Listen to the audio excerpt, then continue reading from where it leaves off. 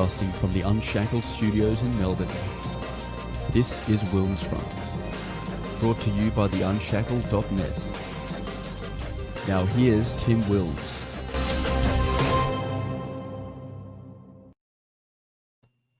Hello everyone and welcome to this weekly edition on WilmsFront for this Wednesday, the 18th of November 2020. We are live on the WilmsFront YouTube and DLive channels, as well as on the enhanced interactive software Entropy, which I've put the link into the live chats where you can ask me a question throughout the show, or you can also send through a super chat to support the show. It is 7 p.m. here in Melbourne, Victoria, where we are now 19 days without a new COVID case. We get the, or it's tweeted the daily DHHS update. And as you can see there, they're still testing around about 20,000 per day. We've still got, even though we've been 19 days without a new COVID case now, we still have 3 active cases. And I know the life cycle of the virus on average is 14 days. Two of those 3 are in hospital. So obviously they're battling the virus a bit more than somebody who's at home. But I would expect those to clear any day now. It's when they're cleared when they have a negative test result. So the virus has pretty much been eliminated here in Victoria. They did some more wastewater testing today, aka poo testing, and couldn't find any traces of the virus. So we can safely say that it's been eliminated here. Though South Australia thought they had eliminated the virus, and they were holding out on allowing us diseased Victorians into their state until December 1. This was the infographic they put up last Friday from December 1. Travel restrictions with Victoria will be removed. And also they were going to allow people to stand at hospitality because even though they'd eliminated the virus, apparently you were more at a risk if you were drinking at a pub standing up as opposed to sitting down there. But as you would all be informed now, unless you've taken a few days off, is that South Australia is going to what is called a 6-day circuit breaker lockdown from midnight tonight. And that applies to the whole state, 1.7 million South Australians. How did this happen? So the news first broke on Sunday night that South Australia had 3 new cases in the community, and that had been traced to a hotel quarantine outbreak. And the next day there were 17 associated with that cluster on Monday. And then on Tuesday, it had grown to 20. And then today, 22, which it's obviously the cluster is growing, which if you're, as the old mantra goes, if you're testing more people, you're going to find more cases, especially of close contacts. So though us here in metropolitan Melbourne, our initial stage 3 six-week lockdown wasn't announced until we had, it was on Tuesday, July the 7th, 191 new coronavirus cases, which is much more than a growing cluster every day. So I'll just go to this ABC News summary of the cluster here. Say hello in the chat. It's just going to be me for tonight's show. So as I said, you can ask me any question directly and participate in this yourself. So how did Adelaide's COVID-19 cluster begin, and are Medi-hotel procedures to blame? So this is the hotel here where the quarantine breach happened. Peppers Weymouth Hotel. It's probably going to be as infamous now as Ridges on Swanston Street here is in Melbourne. Adelaide's coronavirus cluster started with a Medi hotel worker, but South Australian health authorities maintain there hasn't been a breach in safety protocols. So even though this has escaped from hotel quarantine, which is what caused Victoria's second wave, and was also, as on Trad Tasman Talk last week, Duane and I spoke about how Auckland's latest mystery case had been traced to a hotel quarantine breach from the Defence Force, amazingly.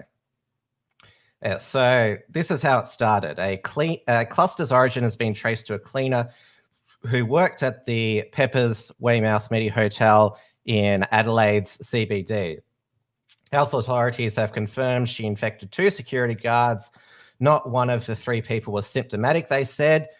Premier Stephen Marshall, who is a Liberal, he's already got the nickname Stephen Marshmallow, given how soft he's crumbled at this first outbreak test.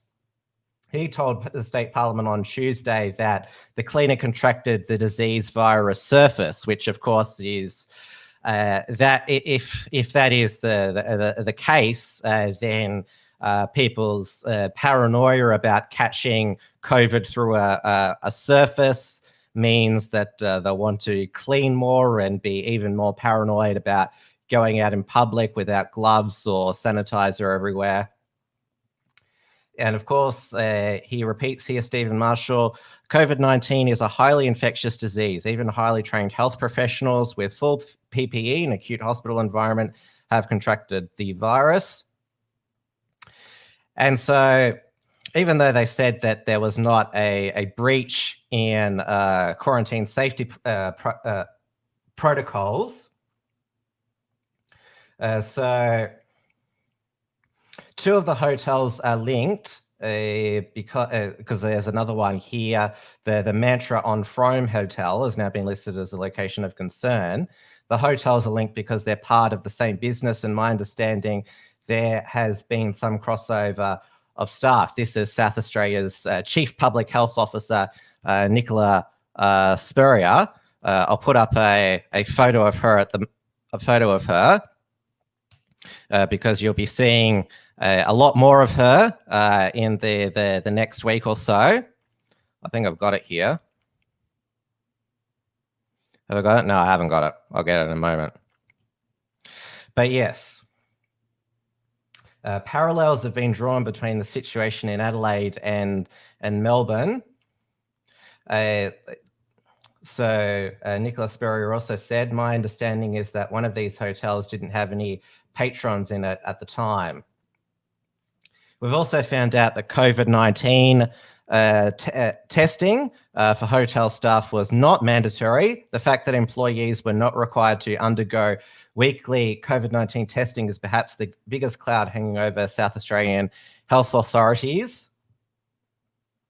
Apparently, this policy has now changed. So if we go further down here, we've certainly had testing available for our staff, and clearly we need to increase that. This is what Professor Spurrier said. She added there wasn't a national position on regular testing of staff in Medi hotels. The most important thing is the training and support of staff to use PPE and hand washing. It's about prevention. And this is a photo here of the large lines outside testing stations in South Australia. More than 11,000 South Australians have been tested for COVID-19 in the last 48 hours.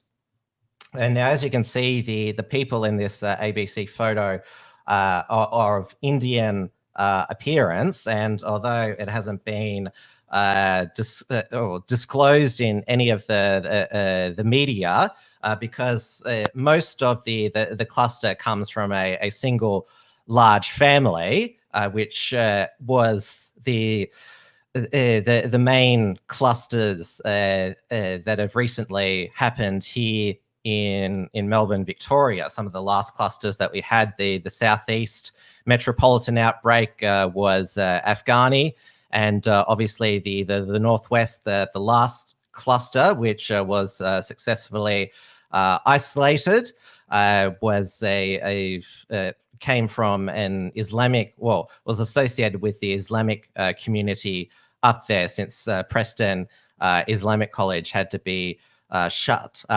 My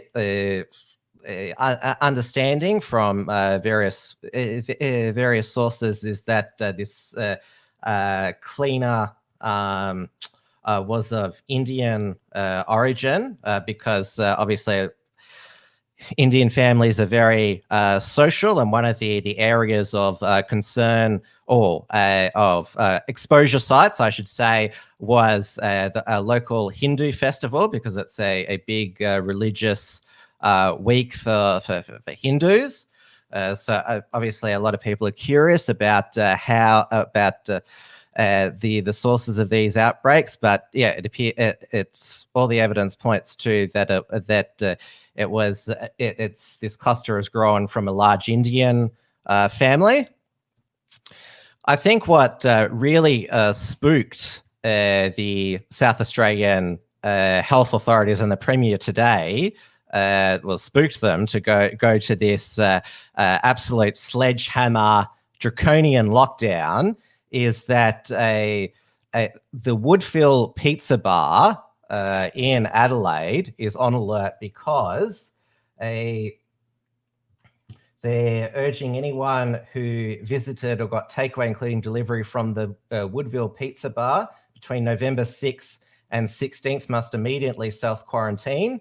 This is because a security guard who worked at the hotel and has tested positive also had a part-time job at this pizza restaurant. And obviously South Australia has not learnt the lessons of Victoria's hotel quarantine breaches, is that you shouldn't have people working multiple sites, nor should they have another job as well. The South Australian Police Commissioner said, we can't control what they do once they leave their hotel quarantine job, obviously paying them enough so they didn't have to work part-time for that period, given that they were guarding infectious people at hotels.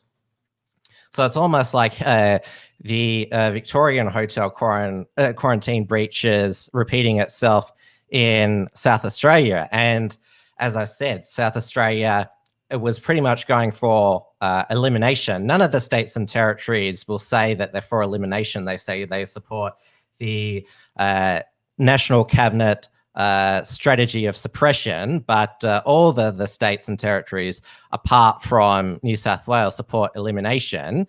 And of course, South Australia up to this point hasn't had a community outbreak cluster. And so, of course, they are scrambling and don't know what to do. After the Sunday night announcement, it was about dinner time here in Melbourne when the 3 new cases were announced. Flights that were arriving into Perth and the Northern Territory with people from Adelaide, they were all told that they either had to turn around or go into 14 days mandatory quarantine.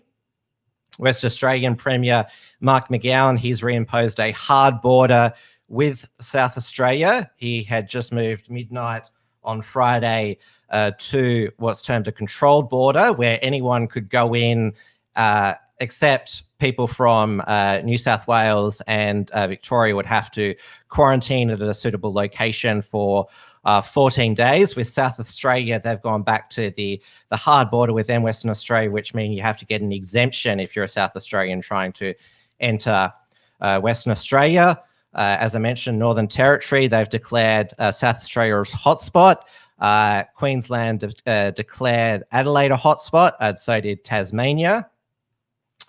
Now, Queensland, WA have Labor governments. Northern Territory has a Labor government. South Australia, as I mentioned, Stephen Marshmallow is a Liberal Premier, and the Premier of Tasmania, Peter Gutwein, is a Liberal as well. So it's bipartisan, this elimination approach.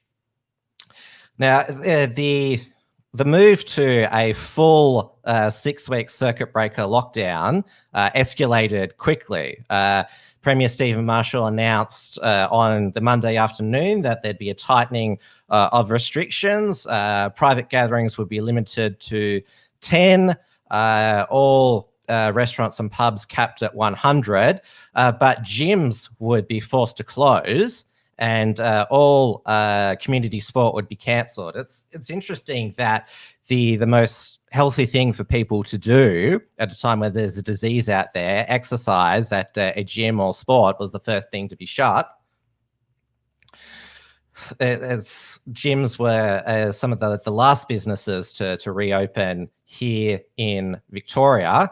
But now on Wednesday, despite the cluster only grown from 20 to 22, Stephen Marshall appeared at a press conference with his chief health officer and also the South Australian Police Commissioner, and announced what's termed a 6-day circuit breaker full lockdown, followed by an 8-day still quite tight lockdown as well. So a full 14 days lockdown. And when I say strict, draconian, unprecedented lockdown, amazingly, it is even more strict than the one that we had to suffer through here in Melbourne for 112 days.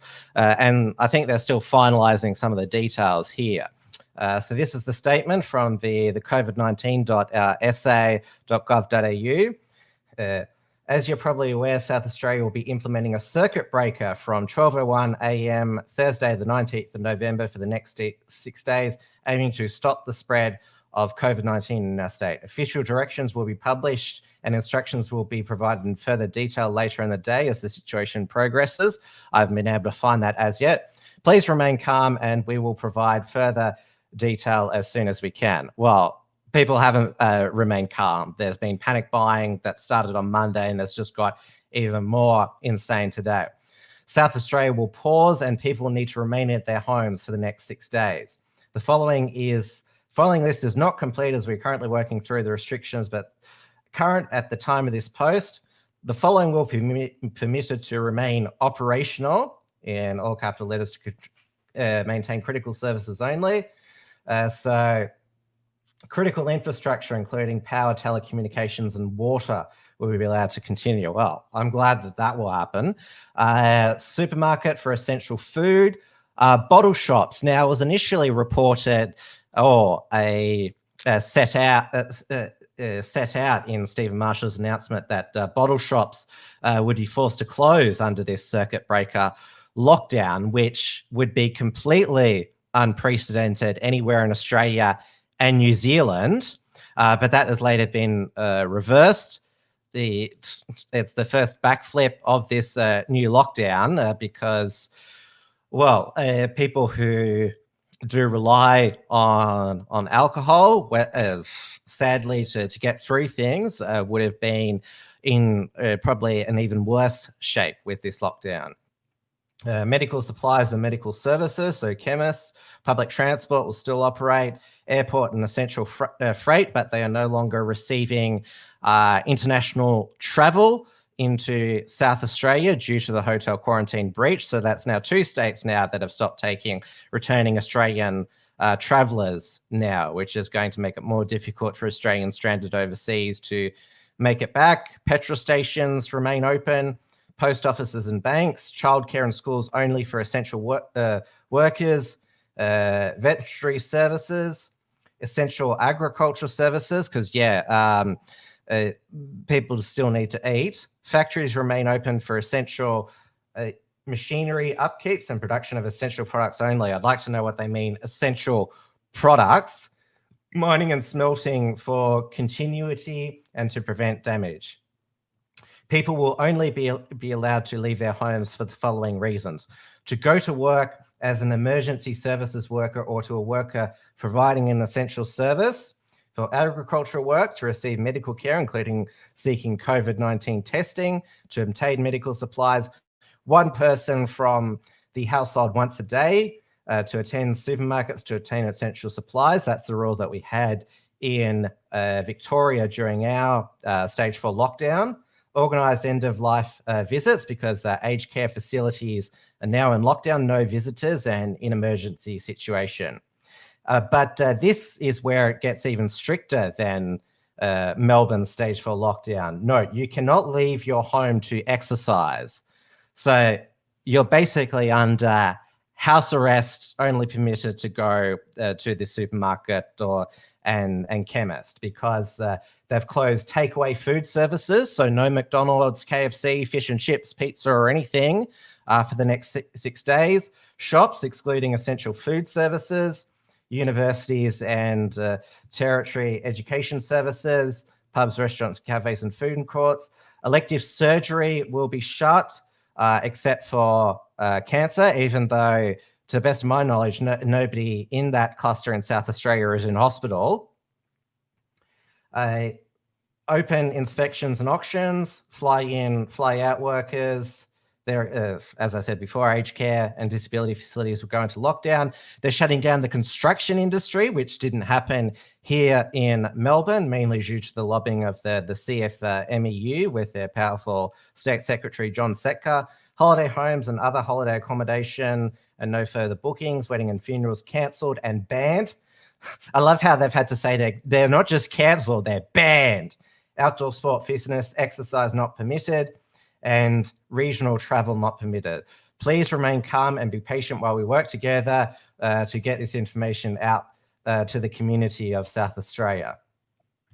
So there you go there. It's even more draconian, strict lockdown than what we had here in Melbourne. Albert, ours lasted for 112 days. This supposedly is only meant to go for 6 days, but as a Melburnian who suffered during our second lockdown, which began on July the 9th, we've heard we've all heard this, so it's only going to be this long. And of course, the circuit breaker lockdown is what they rolled out in Wales, where they boarded up the non-essential goods. Stephen Marshall has adopted the eliminationist language of New Zealand Prime Minister Jacinda Ardern, go hard, go early. And New Zealand's stage 4 lockdown, the South Australian lockdown, it goes even further than that. The fact that exercise is banned as well. They did initially, this is another point of confusion, is that they were going to make mask mandatory outside the home, like they are here still in Victoria, but then they realised that they don't really have a supply of masks in South Australia because they never mandated them, and they've been living without the coronavirus. Here in Victoria, we've got heaps of masks still. In fact, the packs of masks in the supermarkets now marked down to half price, so you can have an you can get access to an endless supply of masks here in Victoria. And obviously, when Victoria went into its second lockdown, before then, Dan Andrews made the infamous announcement about winter tourism. Oh, no offense to South Australia, but why would you want to go there? Holiday here. And this meme was going around. Victoria to go into lockdown again, and has Stephen Marshall laughs in South Australian. But now the tables have turned now. And Dan Andrews looked particularly, I would say, sort of, you could say smug or even happy that there'd been an outbreak in another state due to a hotel quarantine breach. And he was probably thinking, I'm not the only one. And he was like, we're prepared to offer South Australia any support we can. A lot of people were saying, well, he'd be the last person, Dan Andrews, you'd want help from. But given that South Australian authorities feel that they have to go into this circuit breaker lockdown, they don't have faith in their contact tracing, testing capabilities, and their public health system. I mean, the queues for COVID testing, because everyone's rushed to get testing, have been 5, 8, 10 hours, and their chief health officer, she has said that people please don't go to get tested if you haven't got any symptoms and you haven't been to an exposure site. And we saw that a lot here in Victoria. Here I've got the photo of the chief health officer here. You'll be seeing her face, Professor Nicola Spurrier. So that'll be I guess she's the new Brett Sutton now. We'll be seeing her quite a bit lately, and they followed the Victorian paid pandemic leave available to South Australians. Isolation payment when you get tested was only available to cluster people, $300, and pandemic leave payment of $1,500. Now, a lot of the dandroids have been on Twitter today saying, News Corp, Peter Credlin, Tim Smith, are they going to go after Stephen Marshall for following the Dan model, I call it the Melbourne model? Well, I'm not sure. I don't think Liberal hacks will, though Peter Credlin, she did scold the South Australian Liberal government for going into this draconian knee-jerk reaction here and pursuing this a economically destructive elimination approach. Though we had the Trade Minister and Finance Minister Simon Birmingham from South Australia support the circuit breaker lockdown. That also is because his wife is Stephen Marshall's chief of staff. It's a small world in politics there. But contrary to what these dandroids say, I believe that both the parties, when it comes to the lockdowns and this elimination strategy, are as bad as each other. Obviously, Dan Andrews' Labor Party has been the worst here. And of course, given what we went through here in Victoria, we feel for South Australians whose lives have been turned upside down in less than a week. And how can anyone plan for anything in this so-called COVID normal world if there's ever an outbreak? The response of governments is to go to a complete shutdown, because obviously we have another relaxation of restrictions here in Victoria scheduled for this Sunday. I don't think any of us would put it past Dan Andrews to not ease restrictions as much as he promised, because there's an outbreak in another state. And also the New South Wales Victoria border is scheduled to open on November 23rd. And we heard Dan Andrews on Sunday amazingly said he was going to ask his chief health officer if restrictions would follow Victorians if we were to go into state. This is what he said. Yeah, look, I'll have to have a conversation with the Chief Health Officer just about the advisories that we'll put out probably later today later this week as we build up to that border opening. The same for South Australia, the same for Tasmania, the same for each and every one of those border changes. We did have a situation where obviously when people from Melbourne were travelling into regional Victoria, it's a slightly different set of circumstances where there was more virus in Melbourne than regional Victoria. The rules as they applied in Melbourne followed you when you went into regional Victoria. I'll need to speak to the Chief Health Officer about whether he has views on whether Victorian rules follow you when you move into another state. Has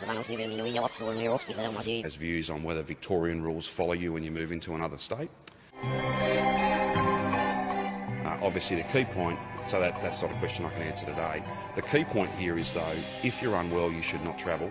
Any symptoms whatsoever, even if you think it's hay fever, even if you think it's hay fever, even if you think it's hay fever, even if you think, that it might be.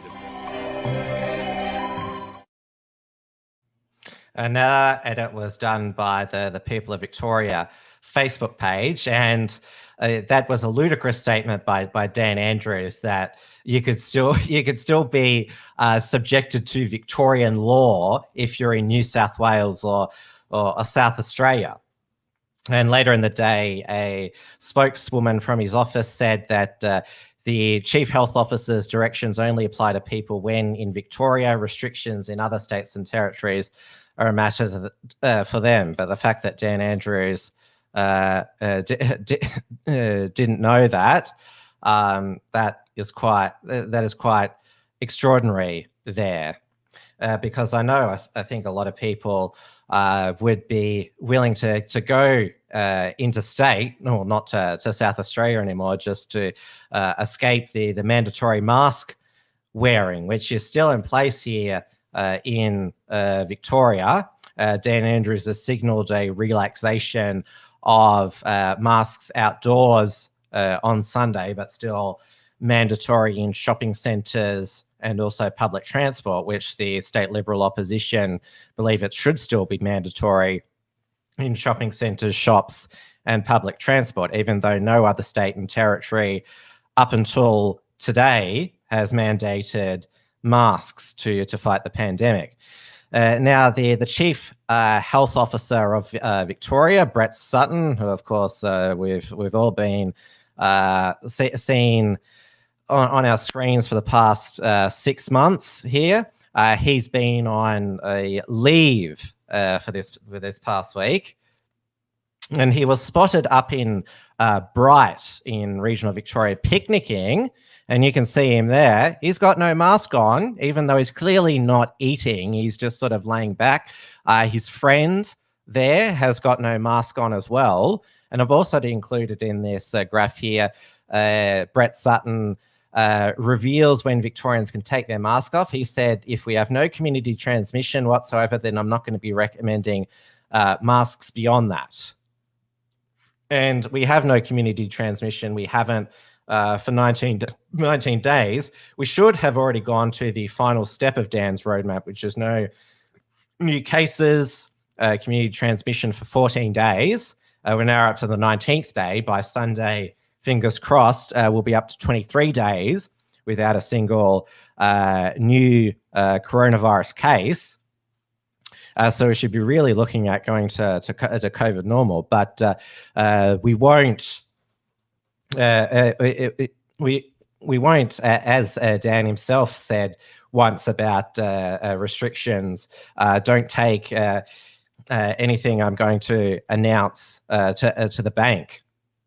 And Dan Andrews, he's still a mask fetishist, even though they're called the Chief Health Officer's directions. It's become pretty obvious now that they're Dan Andrews' dictatorial decrees. He visited his mother in Wangaratta today. He said waited 332 days for this. He's wearing a mask when he's in his mother's private garden, which is that they're outdoors. So there is 1 in 6 million chance in getting the coronavirus if any of them asymptomatically carrying it. And he's there at his mum's private rural property, and they're there with a mask. I mean, it's absolutely incredible. And it was really hot today. It was around about 27 and that. So I hope he was sweating like a pig. Because this is the other thing. I mean, we're coming into summer now.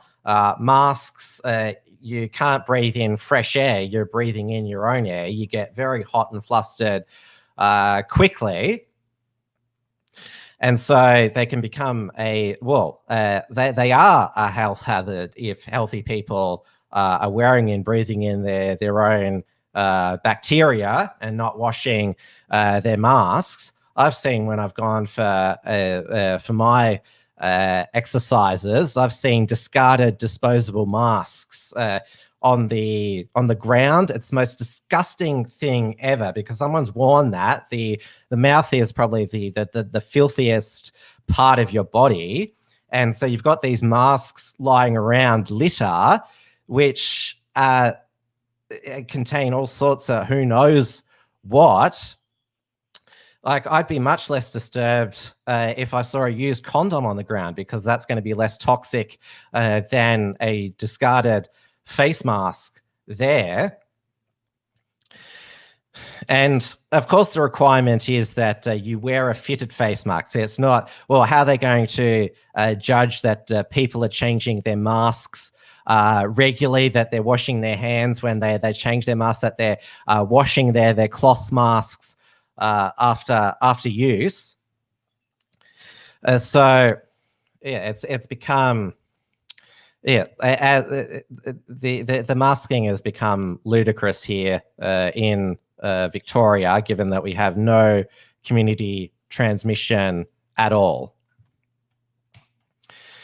Now, the South Australian situation, this knee-jerk reaction shows the danger of an elimination approach, given that life is COVID normal until there's an outbreak. And so the approach of these eliminationist governments is to go into a total lockdown. We saw that back in August, Jacinda Ardern plunged Auckland into alert level 3 lockdown because of 4 mystery cases, which even though it's never been publicly acknowledged, were due to a hotel quarantine breach. It wasn't from some frozen peas or chicken.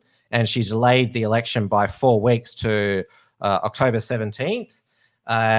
New Zealand, they're going to be mandating masks on public transport, in taxis and on airlines or airplanes now, given that they got this second community scare from a breach of hotel quarantine. But as Dewey said on Trad Tasman Talk, New Zealand police, they do take an educational approach. They're not like our Victoria police who've choked people for not wearing masks. Though Victoria police, they are becoming less strict themselves on the mask mandate. I've heard that them patrolling around St Kilda Beach, where if you've seen the footage, there's plenty of maskless people because it's the beach. You're going into a water, you're outside, it's a hot day. Although the DHS website says that you should wear a mask while you're on the beach, even if you're in the water, in shallow water, which of course you can tell that's written by an out-of-touch bureaucrat. But of course, maskless people on a beach still trigger the mainstream media and Dan Andrews, even though we've had no St Kilda Beach clusters, also no anti-lockdown protest clusters. So there was this beach party at Black Rock, which is a bayside suburb of Melbourne there, around about 100 people, no social distancing, no masks. A legal beach party shut down as revelers are seen breaching COVID rules. So the video was uploaded to social media, shows more than 100 people gathered at a secluded beach in Black Rock, a southeast, in Melbourne southeast on Sunday. As seen in the video above, party girls are dressed in shorts and bikinis. Well, that's because that's what you tend to wear at the beach. And they were seen dancing close together as the dancing bands in New South Wales and Queensland have shown. Dancing, you just spread droplets everywhere. That's COVID science. Those in attendance appeared not to be wearing masks. Victoria police officers later attended the scene and the party was shut down. The crowd was moved along, but no arrests were made and no fines were issued. Video of the incident was met with mixed reaction on social media, as some expressed support for the party, while others slammed revelers' behaviour. Just let me have fun. Leave them alone. After all the lockdown, it's nice to be able to relax for a bit of a change. And then another person said, best thing I've seen in months, just looks fantastic, look like having a ball. But another social media user disagreed, saying the behavior was stubborn and selfish. What a bunch of useless children. Wake up to yourselves, total disrespect on others, and wear your bloody masks. Find the lot, one person added. And if there is another outbreak and we get locked down again, they will be the first to start whinging that we're not allowed to go anywhere. And apparently Dan Andrews, he was going to ask Victoria Police about why they weren't fined, but he had to be consistent with his previous mantra of that he doesn't run a commentary on police operations and leaves it up to them. But there are still a lot of fearful people in Melbourne about the virus that magically reappeared, even though, as I mentioned, there's none in our wastewater. We don't have hotel quarantine at the moment here in Victoria. And this appeared in The Age on Monday. Stepping out slowly. For many Melburnians, it'll be a long road back. Claire Braven and her family almost went to a cafe last Sunday. It was a beautiful day. The sun was shining and COVID-19 restrictions had been eased. I balked at the last minute and my daughter suggested we just order Uber Eats and sit in the courtyard. In the abundance of caution, I wanted to see more days with lots of zeros and get a feel for whether restaurants are signing people in and doing the right thing. The government's messaging for so long has been one of this thing could kill you, so it's a bit hard to step back into the space of it's okay to go out now. Well, if you take what the government tells you at face value, then you're pretty thick. And as you can see, that's Claire Braven and her daughter there. I mean, wearing masks at home. I mean, how paranoid do you have to be? So the Victorian government's messaging has changed from stay home, lives are counting on it, and staying apart keeps us together, to stay safe, stay open. And it goes further down here. But while some Melburnians are euphorically embracing their newfound freedom, others are taking what Braven calls the slow and steady approach. She watched with despair as Europe and the US, which rushed to reopen, faced a third wave of the virus. The thought of getting to March or April next year and having to lock down again is really quite frightening. We are rational, sensible people, and I'm not going to the shopping centre before December 1. Well, it doesn't make a difference if you don't go until December 1 because people are already there. And if there is going to be a so-called outbreak at shopping centres, you not going there is not going to have an impact of it at all. Braven is delighted with how far the state has come in seeing off the second wave and says she is incredibly proud of Victoria. She's booked a Yum Cha restaurant for December 6th to celebrate her daughter Eleanor's birthday. Of course, our family will take those exciting steps of transitioning to a COVID normal, eating out, going to the movies, retail shopping, but just not as quickly as others. So there's still a lot of really shit-scared people about this virus, even though we have none of it now. And as we know a lot more about this virus than we did when it was born almost a year ago now, it has a 99% recovery rate. Most people experience mild symptoms. It's only lethal to the elderly and the vulnerable, those with pre-existing health conditions. Like getting the flu, it's not pleasant, but 99% of people recover from the virus. But clearly, there's still a lot of scared people out there. And now, of course, one of the biggest cheerleaders for the Melbourne lockdown and the mask mandate was ABC News Breakfast presenter Michael Rowland. ABC News Breakfast is broadcast from Melbourne. In fact, they had to suspend the production of the show because one of the crew members' wives tested positive for coronavirus during Melbourne's second wave. Michael Rowland has been over in the US covering the election there. He got a special exemption to go over to the US because normies aren't allowed to go overseas for international travel to Australia. COVID-19 cases are surging in America. What I saw there helps explain why. He says, I love America, I really do. Yeah, sure. For all its flaws, and there are many, it is still one of the greatest countries in the world. And then he goes on about, so America, I say this is a friend, one of your best. Take this virus seriously, please. Nearly 3 weeks on the ground in the US covering the election, I got the impression that way too many Americans were far too relaxed about COVID-19 and the massive public health tsunami about to wash across the country. So there's Michael Rowland there wearing his mask. Of course, if you saw him do a live cross from the US, he wasn't wearing his mask because live broadcasters in Australia don't wear them when they're presenting to the camera. Case numbers have been growing exponentially. On Friday, the US recorded 180,000 new infections, and there were nearly 1,400 deaths. And then he goes through the statistics here. At this rate, the country is on track to exceed 200,000 daily cases well before Christmas. Nearly 45,000 Americans have died from the virus, while they've died with COVID, not all from COVID. So then he says, America never really took it seriously. For all the challenges we have faced trying to contain the virus, Australia has never come close to this level of impending national disaster. If we're on the same trajectory as America, more than 100 Australians would be dying every day from the virus. We're in a very different place because we took the virus seriously very early on.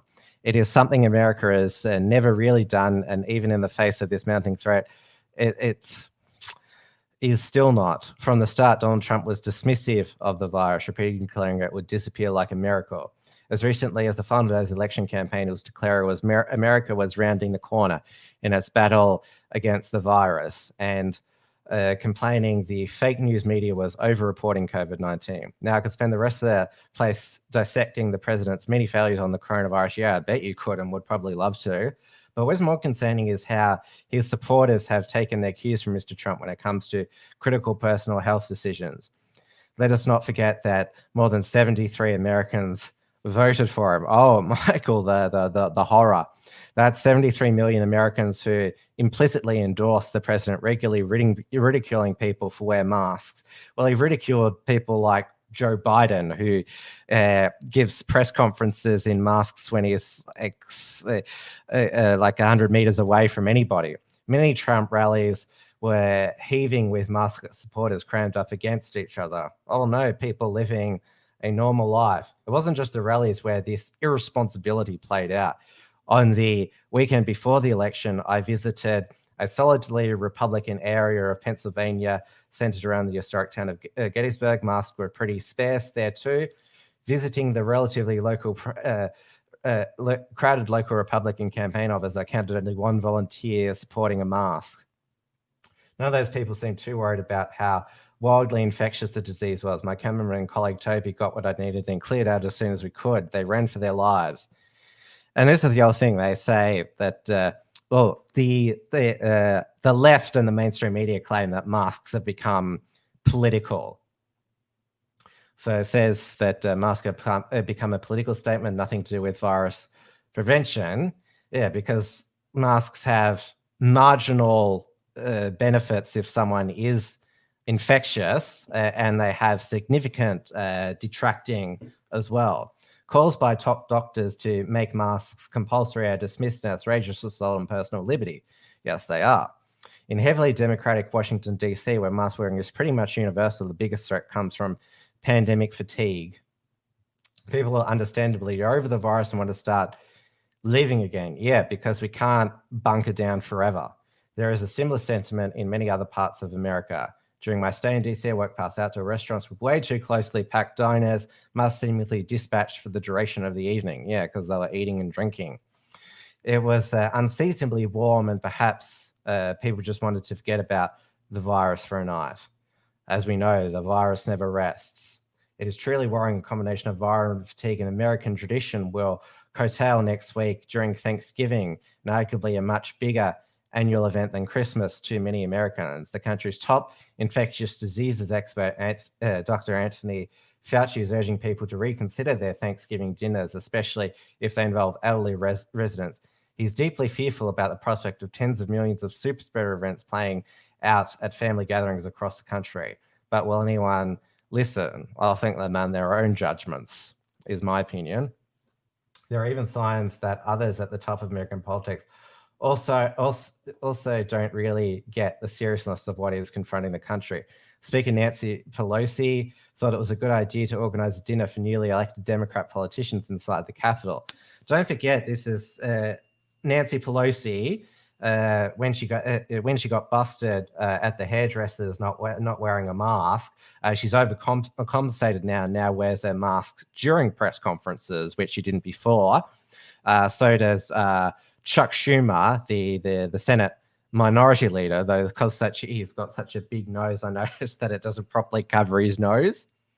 Ms. Pelosi insisted it was safe and very spaced, but the event has been cancelled. And then he quotes Anderson Cooper, of all people. So Anderson Cooper always goes on another rant about Trump. I was about to start off tonight by telling you how about you know who and what outrage he's done today, not accepting the results, blah, blah, blah. It doesn't matter. It's done. He is done. He is in the past. You know who. So you're referring to President Trump as in Voldemort style language. So apparently Anderson Cooper talked about Americans who were that night fighting for their lives in overcrowded intensive care units. This is always the media line that health system is going to be overwhelmed, even though it has never been. Our system here in Victoria wasn't overwhelmed. South Australia's is not going to be. People who should not be there because we should have worn masks more. All of us, myself included, we should have socially distanced more.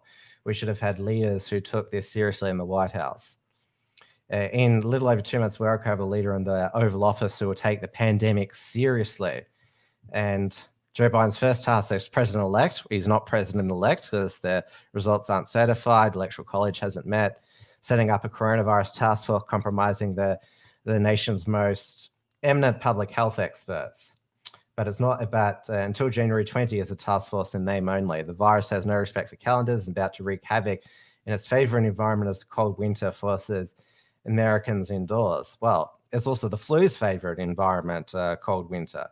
This year has a lot more pain to dish out for the United States, but it did not have to be like this.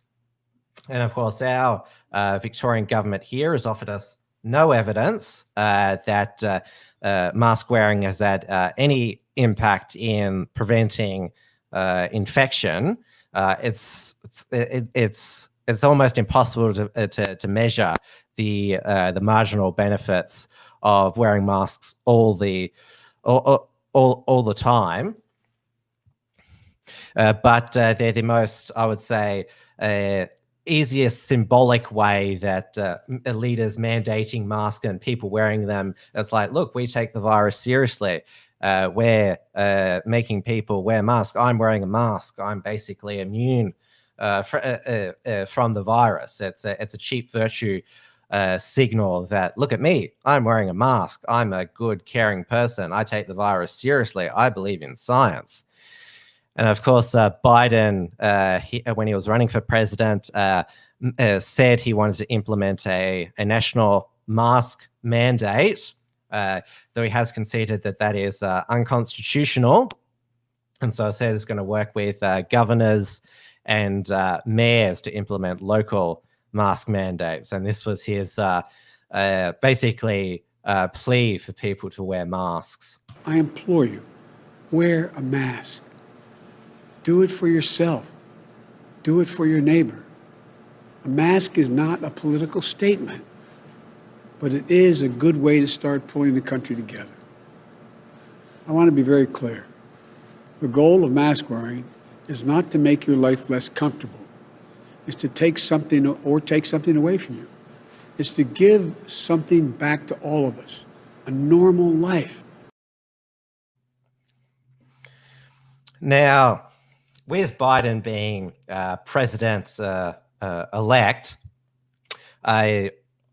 all of the state governors, including the Republican ones, apart from Governor of Florida, Ron DeSantis, who has ended all coronavirus restrictions and mask mandates, he'll keep Florida open no matter what. I dub him Mr. Freedom, and I hope that he runs for president in 2024.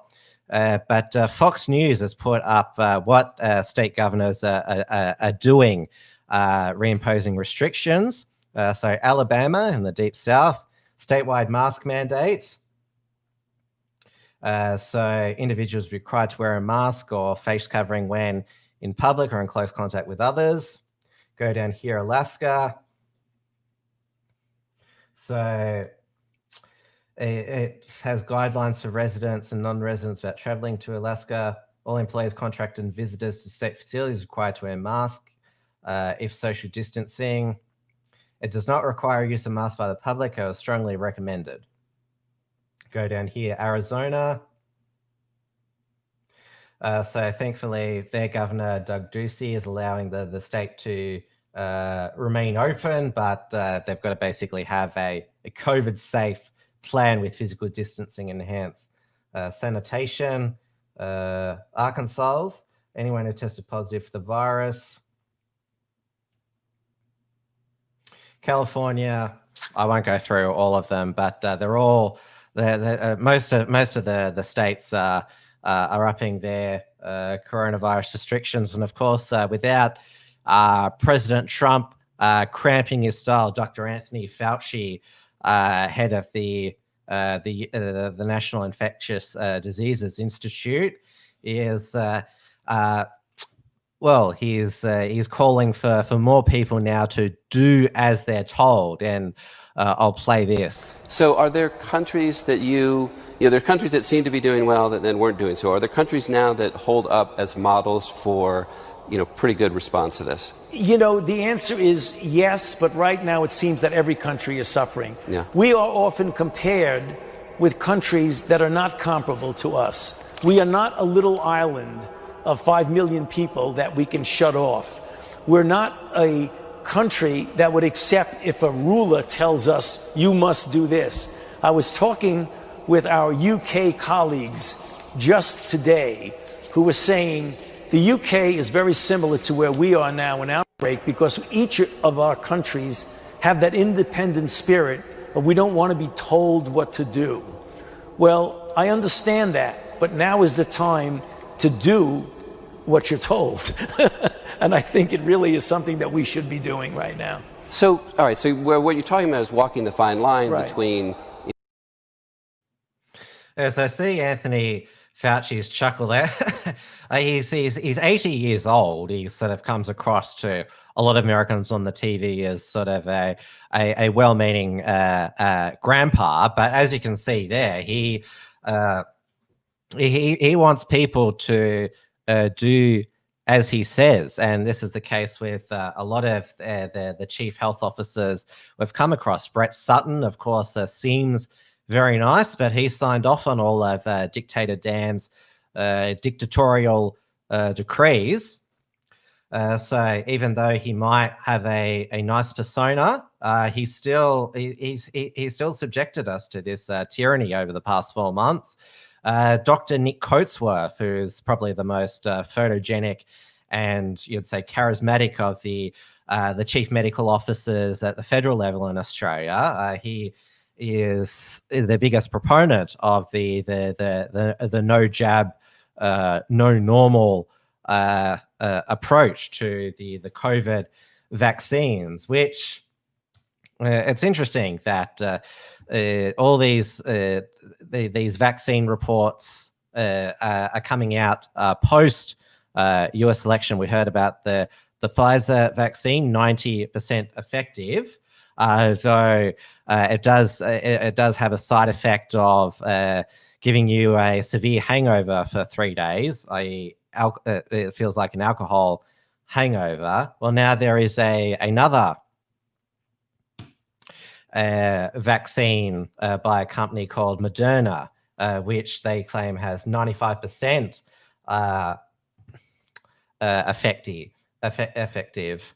Early data coming from US company Moderna. The results come hot on the heels of similar results for Pfizer and add to growing confidence that vaccines can help end the pandemic.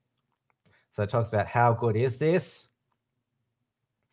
and there's the Pfizer vaccine here, and so we've got the Pfizer vaccine, now the Moderna vaccine, the Oxford vaccine that looks like it'll get approved here, but all these vaccines, they won't be mass produced and rolled out until early 2021. March 2021 is Greg Hunt, as our federal health minister said, is the rollout date for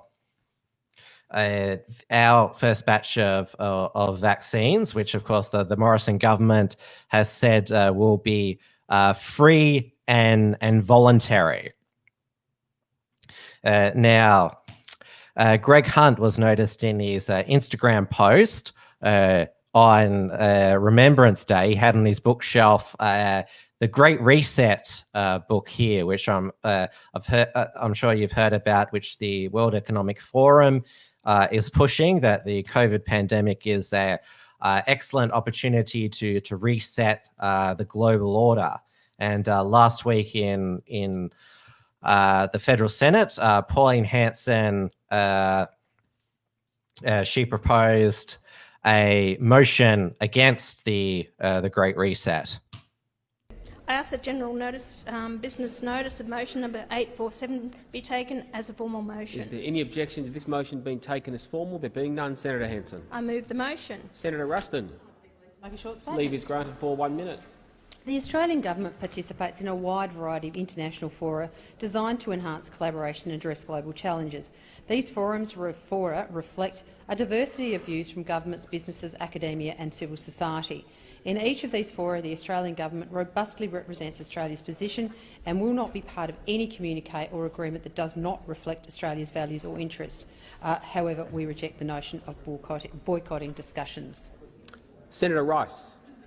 Short statement. Leave is granted for 1 minute. Thank you. The Greens are opposed to this motion, which reflects the sad, insular and fear-filled agenda of one nation, running scared of Agenda 21, the Illuminati and the shadowy cabals that supposedly control the world. In contrast, the Great Reset is a very modest World Economic Forum initiative aiming for cooperation amongst global stakeholders to manage the direct consequences of the COVID-19 crisis. I mean, one nation is criticising it in response to COVID-19 because they say it would negatively impact on our economic well-being and individual freedoms. But the truth is, unless we take this pandemic seriously and cooperate globally, dying of coronavirus actually has a much more serious impact on your individual freedoms and your economic freedoms.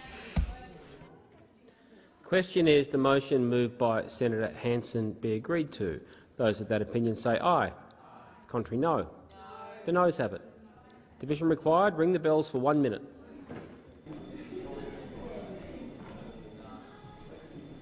Stop the bells. The question is the motion moved by Senator Hanson be agreed to. The ayes will pass to the right of the chair, the noes to the left of the chair.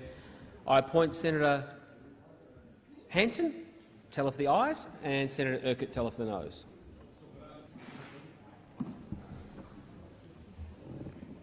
The result of the division is ayes 2, noes 37. The matter is resolved in the negative.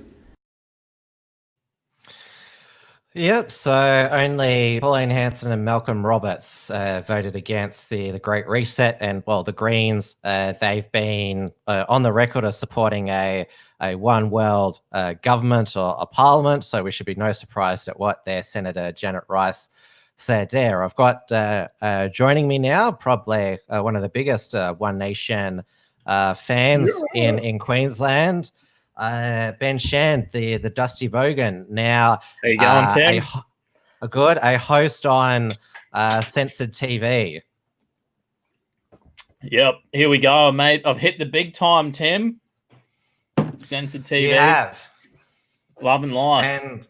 And thank God Queensland is not going to be the state that goes into to lockdown now. It's sort of South Australia's turn at the moment. But you've cracked open the beer, and there was that brief, scary moment today when it looked as if South Australians would be banned from purchasing liquor for the 6-day circuit breaker lockdown, but it was going to go riot. That was going to go riot. As soon as it was posted, a heap of people in my Telegram chat are like, when are we going to riot? You know what I mean? Maybe they put out the statement and they were like, fuck, social media's blowing up and people are going to have fucking not a bar of it. It could have, maybe they should, if it happened, it probably would have been a great thing. It would have been, was it Denmark that did the 7 days of protests and they were like, fuck you. This would have been, we would have turned into Denmark. So that was to do with the compulsory vaccines. Yeah. Same thing. It's the authoritarian fucking Babylonian government, Tim. And sometimes it's like that when they go a bit too far and we're all going to be like, fuck yeah. You know, it's going to happen. The straw that breaks the camel back, it turned out to be like wheat and barley that was going to get turned into beer. Okay? They are going to be closing in South Australia, Macca's and KFC. You're a big Macca's and KFC aficionado. That would be tough. I've been hitting the McDonald's daily deals. I've been hitting that up. I don't even know what today's daily deal is. I'll have to fucking check. Tell me you've got the McDonald's app in November, Tim. It's like the time if you want to eat Mac it's November. November is McDonald's fucking month. I do have the Macca's app, and I've got the alerts. So I'll keep an eye out for them. But during the lockdown here, I have developed, I will confess, as I call them, the lockdown love handles. So I actually do want to. Well, the gyms are back open now here in Victoria. You can exercise for however long you want, walk 24 hours a day if you want. Yeah. Get jacked and buffed for the next fucking protest, Tim, and then you'll be straight on the front line raging. Because, that's the other thing in South Australia. The first thing they did on the Monday was banned people going to the gym and participating in community sport. Now, not even allowed to exercise as well. During our stage 4 lockdown, we were allowed 1 hour of exercise. In South Australia, no exercise at all. So even though they haven't gone with a curfew or a 5 kilometer radius in South Australia, you are essentially under house arrest, only permitted to leave to go to the supermarket. There's been a lot of you would say raging against New South Wales Premier Gladys Berejiklian and even Premier Dan Andrews for not closing the border with South Australia. Dan Andrews amazingly said on Monday, is like, no, we've never closed any state borders. We want families to be reunited for Christmas. We want an open Australia. That was quite gobsmacking. That's unreal. I was in lockdown, Tim, because we just had our baby. And, we were in this hospital for 4 days. I swear I didn't leave this hospital room for 4 days. And after 4 days, I was like, I think I got to three days and we had some family visit. And I was like, I'm going. Said hello. I'm like, I'm going to go for a jog around the block. And I had to get out of my fucking 4 days of lockdown in a fucking hospital room for the greatest event of my life, my son being born. But I feel for these people. Like people are heading into some fucking crazy lockdowns. And didn't they say it's only for 6 days, Tim? Well, that's the circuit breaker lockdown, as they call it. 6 days or 666 days. You know what I mean? That's what I reckon. Well, as us Victorians found out, a circuit breaker hotspot lockdown turned into a statewide lockdown, then a mask mandate, then a stage 4 lockdown. This is I hope that it's only 2 weeks total for South Australians, but history is not on their side. And even though they've been told not to panic, they've been out panic buying. I've put together this montage of panic buying that's been occurring in Adelaide today.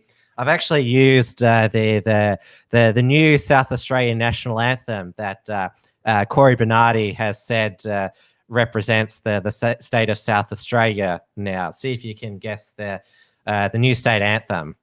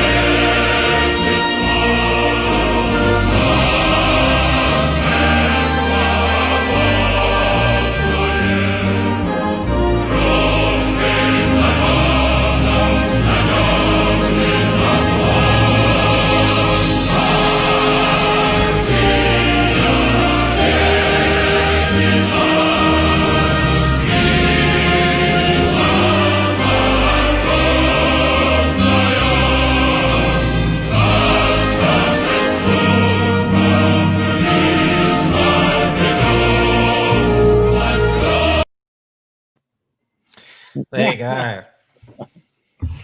Jeez. Mm. They need, And- sample. They need people like giving them samples or something. Hey mate, giving them samples, little fucking ham cheese sandwiches or something.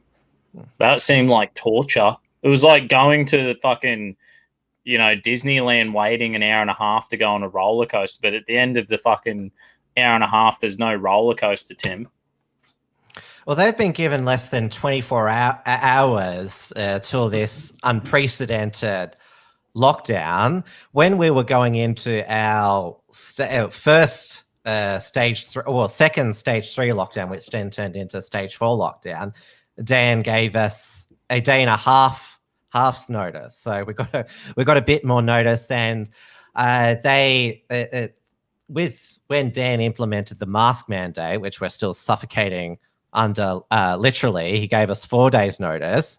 South Australia were going to implement one from tomorrow, but then they realized, we don't have that many masks here because we never mandated them before. So that's why this was the thing in Victoria. There'd be like, I'll show you my new mask, Tim. This is my new mask. I stole it from the hospital. It's like a baby swaddle. Yeah, with pink little dinosaurs, purple. Where's the purple one? Purple, pink, blue, everything you could imagine, and it keeps me safe because things are getting serious, Tim, and you need to be safe.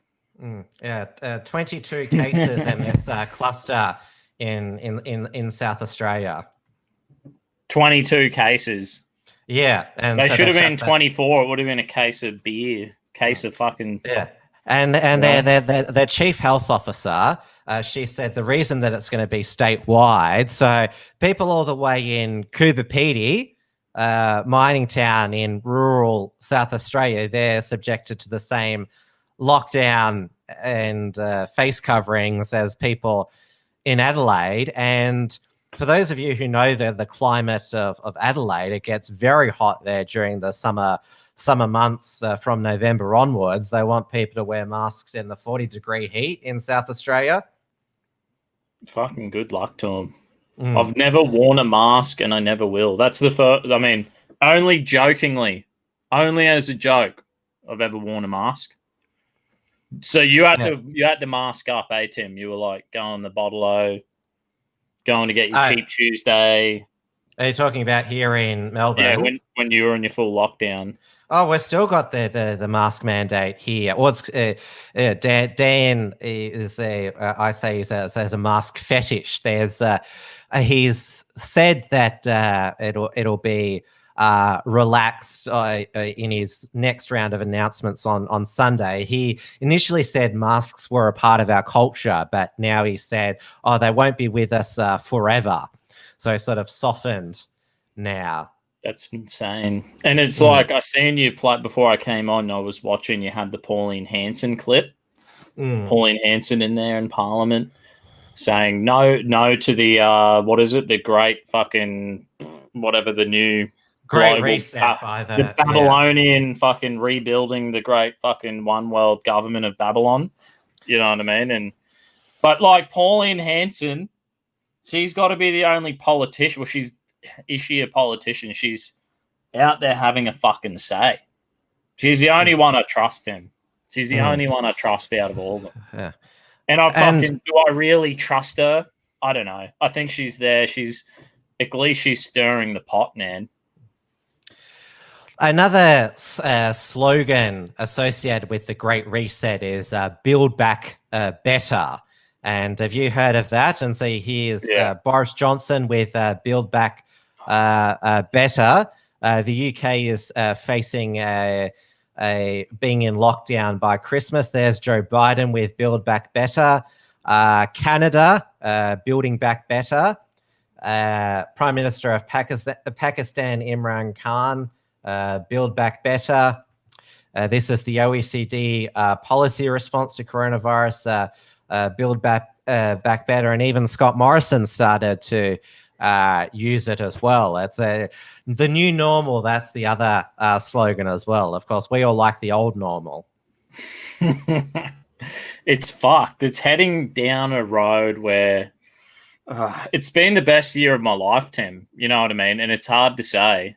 It's hard not to say that, but fuck, for a lot of people, it's been terrible. And these assholes are making it fucking worse. Not everyone has a fucking social life that is like layers and layers of social life and family and, you know, lucky enough to have fucking managed to, you know, make a good income through all this bullshit. What happened to the fucking World Health Organization changing their direction and saying no more lockdowns? It's not good for people's mental health. It's not good for the poor. What happened to that? The UN directive, they changed their tone. And now it's like no one's listening. Oh, everyone was listening to the UN. You know, oh, Babylon knows, the fucking magi of Babylon know what the fuck's going on. You know. Well, they used to just say us Victorians had Stockholm syndrome since Dan Andrews' approval ratings have bounced back since we're open up now. But all of Australia seems to have Stockholm syndrome and love either these restrictions or border closures. Your Premier Anastasia Palaszczuk got re-elected comfortably on it's quite ironic that she won a victory being tough on borders, albeit state borders, and took nearly all of her extra votes from One Nation, which this election was for open borders, albeit open borders within Australia. Mark McGowan, he's got 89% approval rating with his hard border. It's now a controlled border closure. If there was ever a quarantine breach in Western Australia where there was a cluster, you could probably guarantee that he'd probably be even worse than Dan Andrews and Stephen Marshall, and probably put ankle bracelets on all West Australians and fly drones over every street and give you $50,000 fines if your ankle bracelet went off. It's fucking crazy, mate. And I think, like, are we heading towards some Mark of the Beast shit? Like, are people who are not Christians, like, everyone heard of the Mark of the Beast story, even the non-Christians, and we're all like, we all love a good conspiracy theory. And it's like these stories are coming to life, Tim, where they will chuck a fucking ankle bracelet on you to track your ass, and if you're not a good boy, you won't be able to get your fucking Centrelink payment or whatever. Like, it's all seems so real right now. And, you know, like you said, Anastasia Palaszczuk, she won in Queensland, but I'm not surprised when I'm still seeing people like in Adelaide mass buying toilet paper. Like, what the fuck is up? This is how people are so fear driven, and they just lock into this like anxiety, and they just go, oh fuck, big government save me. You know, that's it. Big government save me. Stephen Marshall is going pretty quickly from a Liberal premier to a dead red premier. We're noticing here, obviously, Victoria being the communist capital, our state Labor politicians being a bit more open about their support of communists. This is state Labor MLC Sonia Terpstra. She got a new tea towel in the mail, which is one of Che Guevara, the murderous communists from Cuba and Latin America. And the quote is, "If you tremble with indignation at every injustice, then you're a comrade of mine." Didn't he like murder gay people and shit? Yeah, he did. He was a raging bigot. He loved it. He was just another fucking psychopath murderer. They always forget this shit until it's them there'll be them with the gun pointing, blowing people's brains out. Oh, I'm doing the fucking right thing. Some sick fucking ideology that they have to justify their behavior, you know. Now, even though, well, it's I'm not sure if we're sort of this is the second or third wave, or is South Australia South Australian outbreak, is this the third wave, or is this their second wave? I don't know. Is it the first wave? It's like I've been as slack as anything. I think when we went through our first lockdown, I was so flat out concreting. I was doing 6 days a week. I didn't even notice. So I missed it. I missed it all. I've been slack as fuck reading the news. But you remember in between the first and second waves worldwide, there was all the Black Lives Matter and Antifa rioting over George Floyd's death while he was being apprehended by and we all thought Corona was over. At that point, we were like, yes, it's over. Thanks, George Floyd. Though it turned into another round of cancel culture where there were, you remember in the UK and the US, they were dragging down the old statues. Here in Sydney, they vandalized Captain Cook's statue. Captain Cook. In Hyde Park. But then all of these woke corporations started renaming or changing their packaging because there are some snowflakes, some sensitive, some bleeding heart, Tim. Some do-gooder who's trying to save you, Tim, from drinking a can of Colonial Brew or whatever they've fucking changed. I wouldn't be surprised. Where's the list, Tim? Pull it out. You're a list man. Oh, well, there was, remember, Coon Cheese? They haven't come up with a replacement name for it yet. Eskimo pies, the ice cream, they're now called polar pies, I guess, or after polar bears or the polar ice caps, but they're white. You're still associating these ice creams with white things. Should just be grey mush, Tim. Is it like a sandwich? Is it like a fucking... You get one of these fucking... What are they called? Polar... Ice cream sandwiches. That's what ice cream sandwiches, Tim. And they're going to be like mush, grey mush, you know? And that's what you're going to get. It'll be just... Everything will have to be dyed grey. And it'll be like toothpaste. So whatever you want. It'll be ice cream, your fucking... sandwiches, everything would just be blended up, put into like a giant grey tube, and it would just be mush. And you'd be like, thanks. Then there was apparently it was racist to have black people on packaging, because remember the Aunt Jemima and Uncle Ben's, apparently because with Aunt Jemima, the black woman, and with Uncle Ben, the black man, they were apparently drawn in colonial plantation ways. That was apparently racist. So it was actually it got so ludicrous that it was actually racist to have black people on packaging. Powerful, isn't it? Yeah. So according to these cultural revisionists, even though COVID is still going to kill lots of people, there's still time for this cancel culture. We had Allen's lollies this week because they got told their Redskin lollies and Chico's lollies were racist. They revealed their new names. So Redskins are now called Red Ripper and Chocos are now called Cheekies. There you go. The old Red Ripper, mate. Get into it. We need to be sitting here just fucking eating Cheekies and Red Rippers, you know?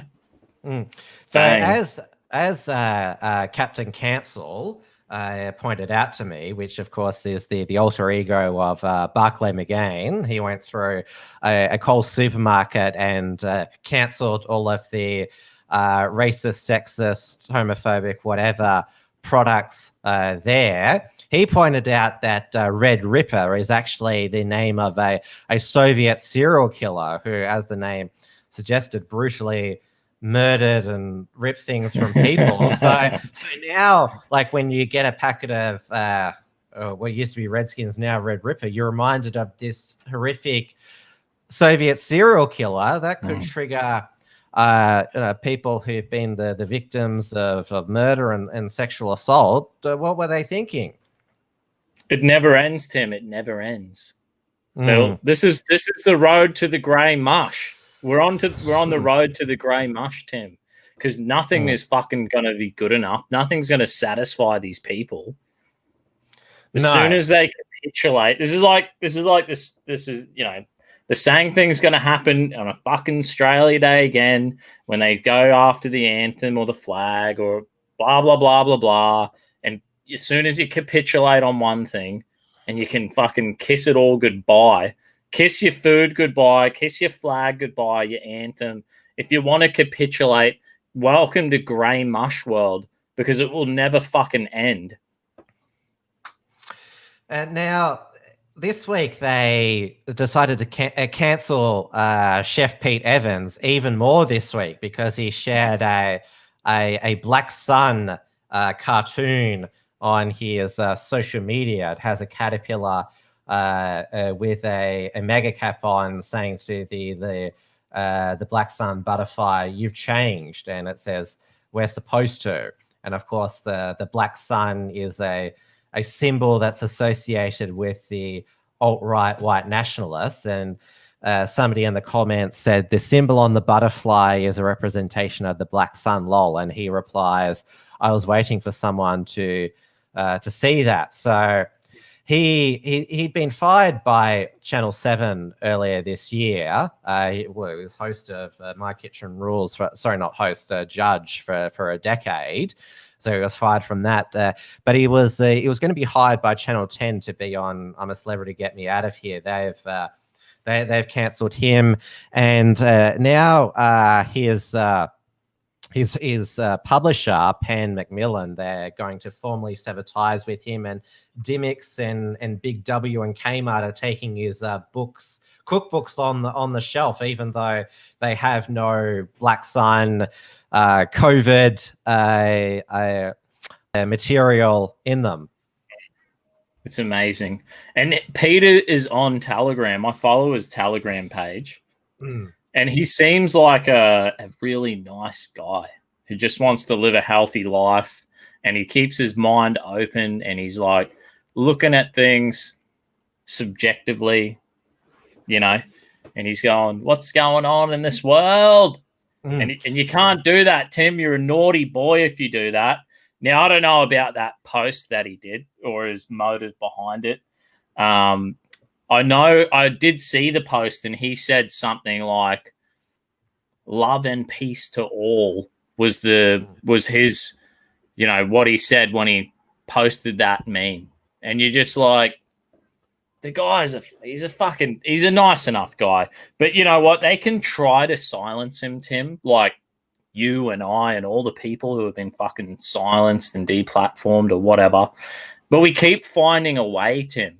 And we keep creating new pathways. And, if he's just he's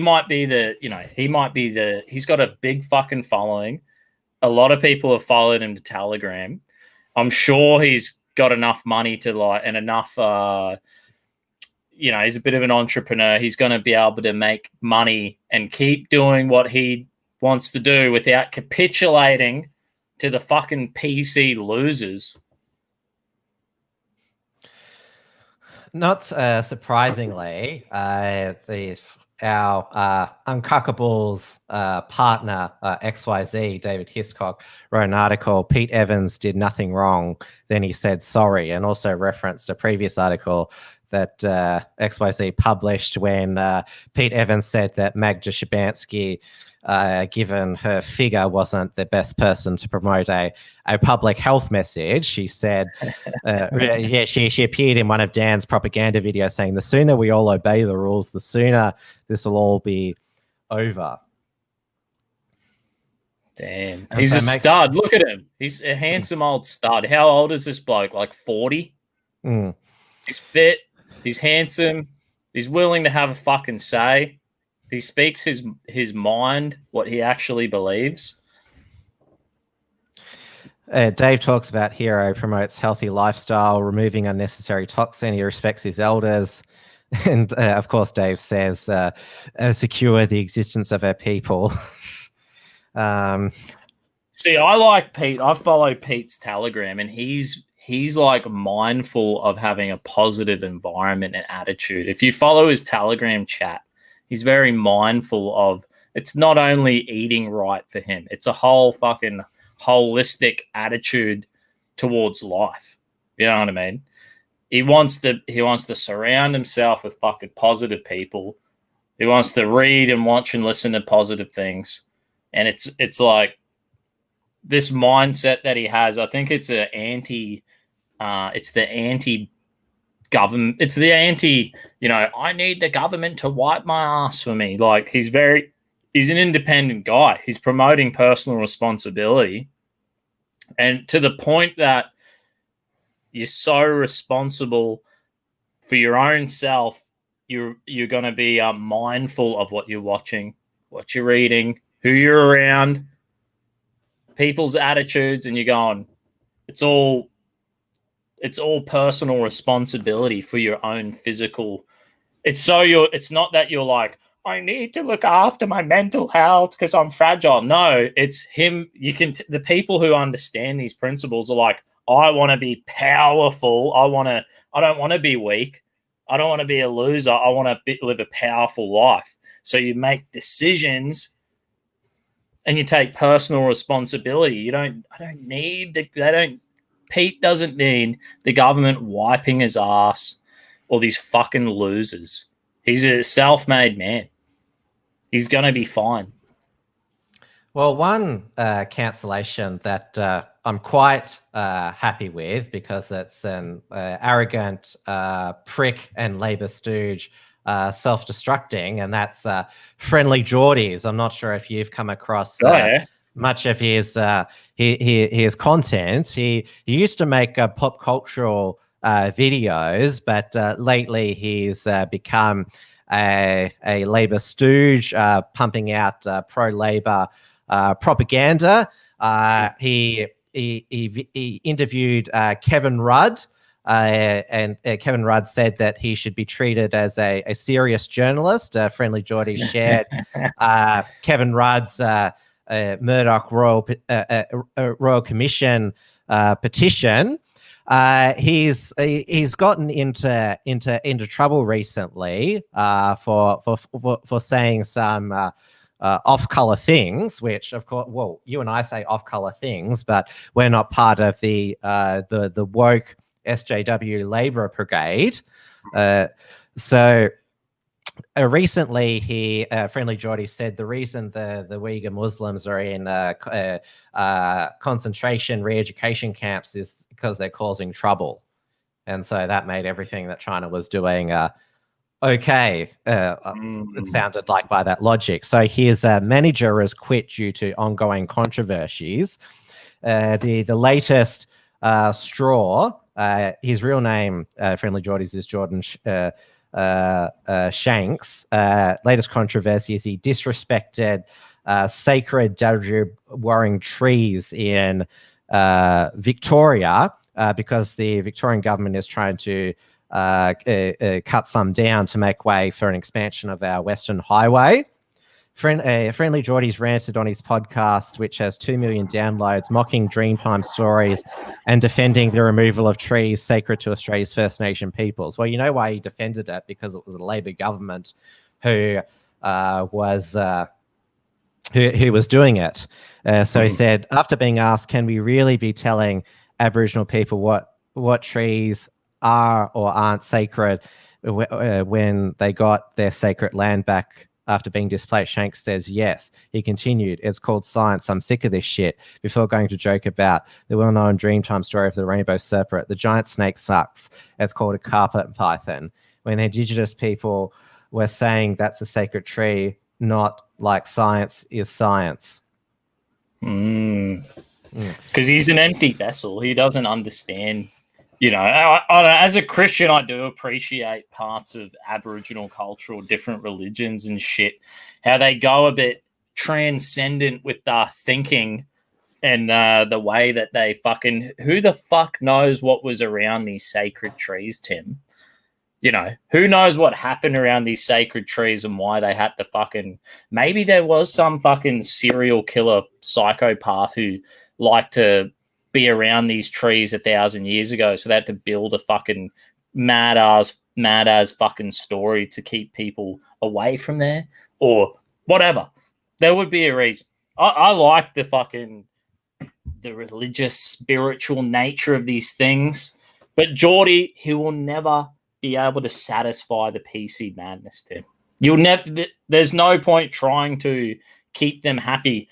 You have to live by your values.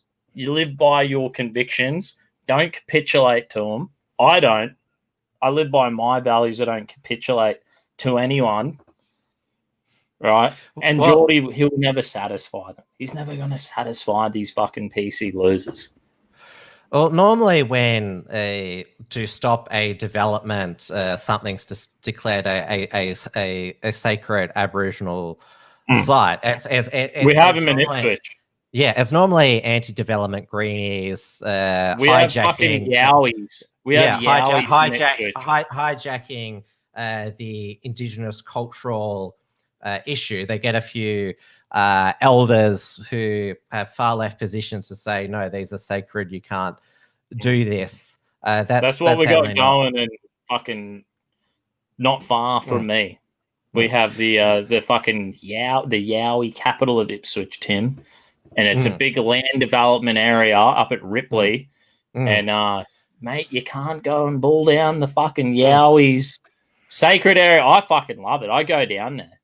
I go down there a few times to try fucking interview the Abos and find out about the Yowies, but whatever. Yeah, you know? But unlike Friendly Geordies, well, we're not like Friendly Geordies hanging out with woke Kevin Rudd, Christina Keneally, Tanya Pliberspeck, and Jodie McKay. You know that Christina Keneally, she wanted Scott Morrison to explain why George Christensen went on this program last month and to make sure it never happens again. I think maybe George Christensen, he should demand how Christina Keneally landed up on a YouTube channel which is run by a guy known for racist rants, and how is Labor going to make sure that this doesn't happen again? You're a naughty boy, Tim. You can't have politicians on your fucking on WilmsFront, mate. You know, you can't do that. You can't talk about politics every fucking second day of the week, Tim, and then go get a local politician who maybe shares some similar values to you. You know, just, you can't fucking do it, mate. Stop being a naughty boy, Tim. Like, for fuck, what do they fucking want from you, mate? Like, Geordie can have fucking Kevin Rudd on there. The K-Dog who's fucking, when he's not playing handball and fucking ripping his own balls out to play some fucking handball and sell out to the fucking UN. You know? Part of Friendly Geordie's serious journalism that Rudd claims that he is hiring John Barilaro's holiday home on Airbnb for $5,000 and having sex in it to apparently own him. Apparently, that's journalism. Hiring a politician you don't like's holiday home so you can have sex in it and say, "Ha ha, I had sex in your home." There you go. That's the professionalism of the What can we rent fucking one of Kevin Rudd's houses out in Brisbane and throw a fucking party? We'll have a Proud Boy meet and one of Kevin Rudd's fucking Airbnb fucking rentals. You know what I mean? I'm sure he's got plenty. He's worth like millions and millions of dollars. I would say a more politically astute stunt would be hosting a Hong Kong sovereignty and freedom party in one of Kevin Rudd's properties, because we know how much he wants us to just shut up and just go with what China he wants. He can speak Mandarin, Tim. He knows what they're actually saying. You know what I mean? See, we read like fucking the Communist Manifesto, but Tim, see, Kevin Rudd reads it the Mandarin version, and it's so much more better than fucking the little red book, Mao's little red book. Yeah, he reads Mao's little red book, And I'm telling you, Tim, whenever I go out in the Brisbane city to go do a fucking censored TV interview, I'm always running into fucking Hong Kong protesters, free Hong Kong protesters, Vietnamese people who are saying, wake up, Australia, don't let the fucking communists in. And I'll tell you what, now we're having Chinese people, Chinese Australians out there protesting communism in Brisbane City almost every fucking day of the week. Every time I go in there, I always talk to them. I've got interviews coming up on censored TV, but the people who fucking come from these shithole communist hellholes are in my city every fucking second day doing a protest or handing out flyers or doing something saying we don't fucking want it. Time to wake up, Kevin Rudd. He wants to capitulate and speak, I can speak fucking Mandarin. And he's so fucking, he gets on so fucking well with the Chinese government, with the CCP. Well, fucking good on you, mate. Go to Brisbane City and go listen to the fucking Chinese and Vietnamese and the Hong Kong fucking students and the people out there every fucking day saying they don't want a bar of it.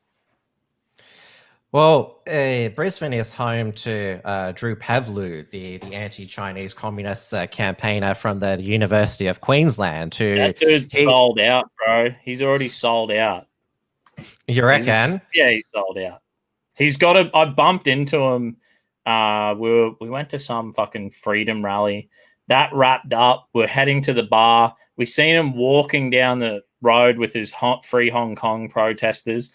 I was like, yo, how you going? And he had a school of fucking lefty feminists with him who were like, oh, yeah, we know who you are. We know who you are. We're not going to interview you. He's a lefty. Yeah, he is a lefty, but he's right on the CCP issue. Well, I don't know. I feel like maybe at the beginning he was. He's always been a lefty. I mean, he's out at. I think he's been a few times to what is it? That Kangaroo Point.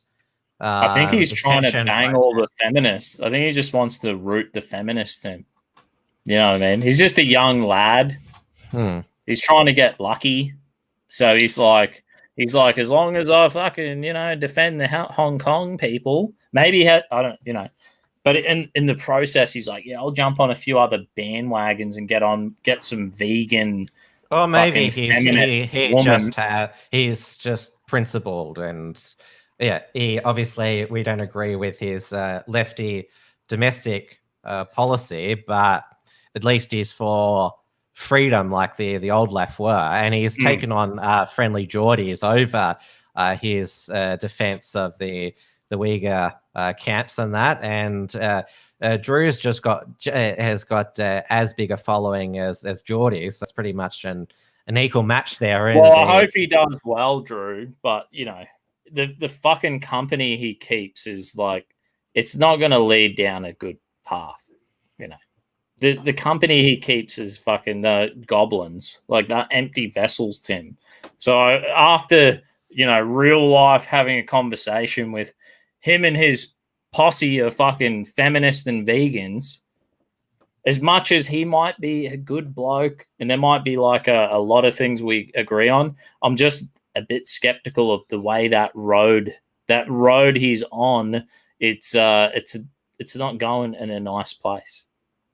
Well, they could end up a Green senator. Maybe. That's probably where he'll go. Well, we might bring it to a close now because I know that State of Origin has started between New South Wales and Queensland. Anastasia Palaszczuk, she announced a further relaxing of restrictions at the end of last week. So the third State of Origin could be a full house. And she's a fucking goblin because the mega churches aren't allowed to be at full capacity. Yeah. She's a fucking lying goblin bitch. And the fearful people of Queensland who are afraid of running out of toilet paper, Tim, they voted her in again. The fucking fear porn works on the fucking empty vessels out there, Tim. The fear porn works. We shall see when she claims that at the end of the month she and your Chief Health Officer, Dr. Jeanette Young, review the border arrangement, whether she allows us Victorians and the Sydney siders to visit you up north, since New South Wales has gone 10 days without community transmission now. You'll be able to come up and see me, Tim, but you might just need to get a fucking barcode tattooed to your neck, mate. Oh, have you got what is it, QR codes? Do you have to use those to go into venues? Oh, yeah. I never do it. I just go, yeah, mate. Pretend to do it and just go, yeah. Give me my fucking beer and I'm out of here. Yeah.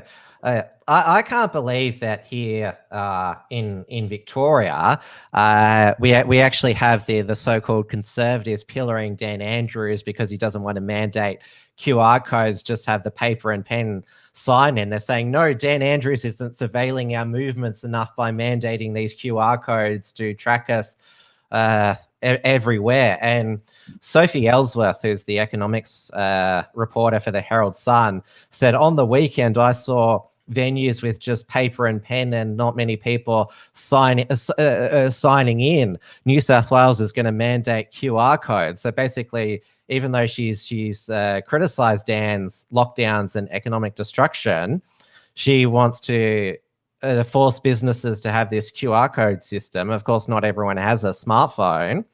So it's and Dan Andrews has actually said that one of the things he's concerned about with a QR system is privacy. So it's one of the sort of things that he's sort of like, a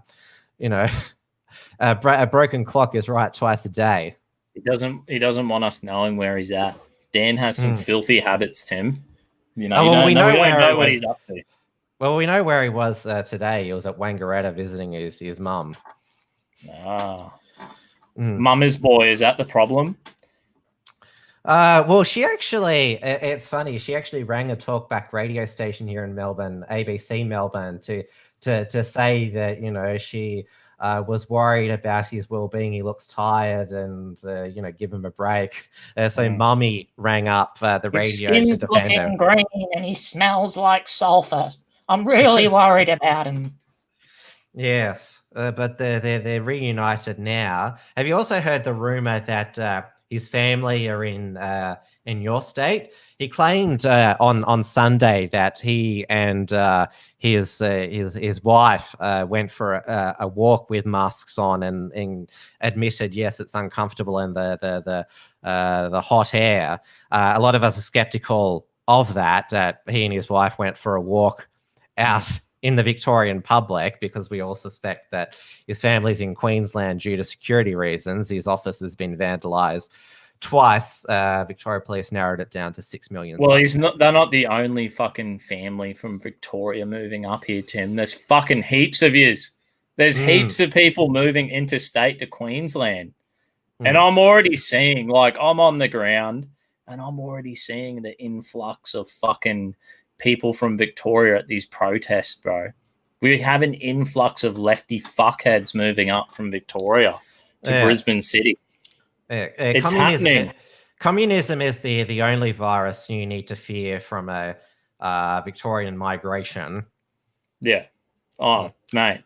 And we're the ones who are in the city every fucking chance we get, going to a protest, having a beer, trying to talk to these people, trying to be nice, trying to be friendly. But God, they have some weird ideas. They don't want to joke around. They won't sit here having a beer, joking around, having a laugh. They're like bleeding hearts. They're so fucking worried. After having my newborn baby boy, Tim, I'm starting to realize that it is the crying baby effect. See, when my little baby cries and we pick him up and we go burp him, change his nappy, feed them. Everything's all right now, Tim. And they cry and they cry and they cry, and they're so fucking annoying. You give them everything that they want because they're so annoying. And that's what these people are. They're like babies, Tim. Yeah. They're like little whinging babies. Except your son will outgrow it. Yeah, he'll outgrow it. That's right. Well, it's enjoy fatherhood and enjoy your freedom. I hope it lasts there in Queensland. You would hope that Anastasia Palaszczuk knows better than to lock down the whole of Queensland and force you to wear face nappies. But who knows? Oh, fuck, it would not be surprised. I would not be surprised, Tim. And we'll touch on it briefly. The US Proud Boys, they were out at the Million MAGA March. Stop the steal there. Even though supposedly all the Biden supporters they're supposed to be staying at home because of the coronavirus, they were still there to attack patriots. Apparently, that's essential to go out in public and attack patriots at rallies. Yeah, generally they only attack women, children, and elderly, Tim. But you know, Enrique Tarrio, the chair of the Proud Boys, he's spoken on Parler about something that's in the works, Operation Ligma. You and I both know what it is, but we're sworn to secrecy. There you go. Yeah, but he'll be confirming Operation Ligma shortly. Watch out. I don't even know what it is. I've been too busy with my baby. I've been slack as. And that's how good you are at making sure you don't say. Yeah, that's how good I am. All right. Thanks everyone for watching. Thank you for joining me, Dusty. No worries, mate. You've also been purged again from Facebook, Instagram. There's always a new purge every couple of months. Yep, they purged me. They demonetized me, YouTube, whatever. Who cares? Parler and Telegram's it's all we need, Tim. It's good as gold. Yeah. I mean, D-Live's pretty good. There's this I've been looking at this new app. I don't know what it was called. I was just going to set it up. I was setting it up just before you called me. The old Rumble. Maybe that might be a goer.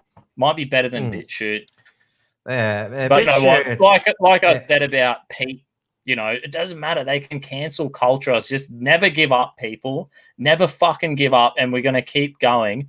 And we're going to build a big, beautiful fuck you to them. And we're going to be a pain in our ass forever. And more people are coming over and more people are waking up. Yeah, because Twitter is slapping on on every tweet that is not left or mainstream media approved, that this is disputed. Yeah, a lot of most of our views are disputed by the establishment. It doesn't mean that we're wrong. That's right. I don't even go on Twitter. I'll never go on there. I'm done with all them mainstream social medias, Tim. I don't need them. I don't want them. There's freaking green pastures on Parler and Telegram, and there'll be more better apps, and things are just looking good. It's looking good. It's looking good. You see the numbers, the followers, the upvotes, the likes, the views that people are getting on Parler and Telegram and, you know, D-Live and all these alternatives, and you're like, we don't need you. We don't need you, Facebook. We don't need you, Instagram. We don't need you, Messenger. We don't need you, Twitter. We don't need any of it.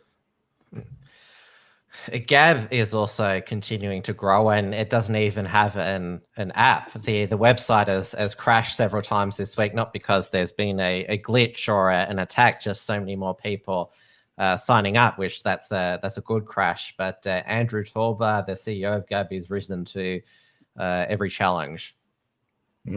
Well done. I don't use Gab, but you know, it's the more the better. These alternatives, and it's like I feel like The thing I'm finding about the right-wing commentators, it's like we manage to be content creators. Everyone's out there creating content. There's people who enjoy it. It seems that the conservative people are like monetizing it, and in a voluntary way. People are buying merch, people are donating voluntarily, you know what I mean? And we're slowly but surely, Tim, crippling the mainstream media. We're going to be crippling the established social medias, and we're on the right. I will not be surprised in 10 years' time if Parler is bigger than, is up there getting millions and millions and millions of people competitive with Facebook or Twitter. Well, I don't think we can predict the next 10 years, let alone the next month. Hey, I'm feeling confident. I want to have a big family. It's going to happen, and nothing's going to stop me. And I'm not going to believe in the fear porn of the fucking virus or the one world government or all that bullshit. Go out there, live your lives filled with pride and love, and go out there, find a fucking woman or a husband or a wife, whatever you want, and create a family and get on with it. Let's keep building ourselves up. Let's keep building our nations. And the future is bright. Just stop listening to the fucking fear porn of these fucking loser politicians and these loser mainstream media cowards. They're cowards, Tim. They're cowards towards life. They don't look at a challenge and go, I can overcome this. I can create a new opportunity. I can solve this problem. They sell fear porn to you, and people give up their sovereignty. Premier Stephen Marshmallow putting South Australia under martial law. So I'll be back tomorrow night for the Uncockables, 8:30 p.m. Melbourne time on YouTube and D Live, the show's channel, and then of course Friday night. There won't be Trad Tasman Talk because I'll be celebrating my birthday, 31st birthday. It's actually tomorrow my birthday, but I'll be celebrating it on a Friday night. So Trad Tasman Talk will be on 6 p.m. Saturday Melbourne time on the Unshackled YouTube. So I'll see you then. Thank you everyone for watching. Have a good night. No worries. God bless.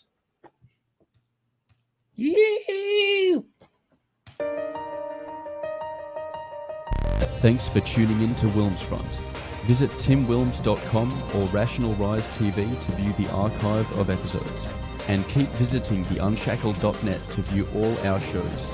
And to keep up with the latest real news and analysis.